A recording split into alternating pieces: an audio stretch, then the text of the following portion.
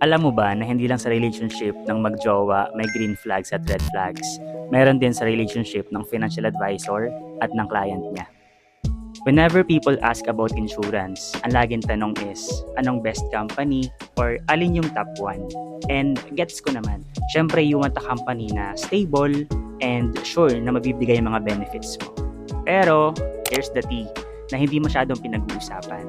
The wrong financial advisor can actually ruin the best insurance company for you. Imagine this, you bought a plan from a top-tier company. Ang ganda ng branding, sikat. Pero, nung nagka-emergency ka na or need mo na mag-claim, yung FA mo, bigla kang ginost. Yung tipong sin-zone ka lang sa chat or worse, di na makontak kasi nag-quit na pala.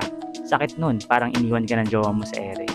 Kasi at the end of the day, yung insurance policy, papel lang yan or PDF. Ang magpapagalaw niyan is yung advisor mo. If tamad yung FA mo, good luck sa stress ng pag-file ng claims mag-isa. So, when you're shopping for insurance, wag lang company tingnan mo. Interviewin mo rin yung tao. Hanap ka ng green flags. First, hindi namimilit. Yung hindi ka i-guilt trip na mamamatay ka bukas. You should ask about your budget first before offering a plan. Very mindful, very demure. Second, future mindset. Ina-explain nila saan napupunta pera mo. Hindi puro jargon na nakaka-nosebleed. If you don't understand what you're signing, red flag yan. And third, lifetime partner vibe. Insurance is a long-term relationship, guys. Mas matagal pa to sa mga past relationships nyo. You need someone na may malasakit, yung handang makipag-away sa claims department para sa'yo if needed.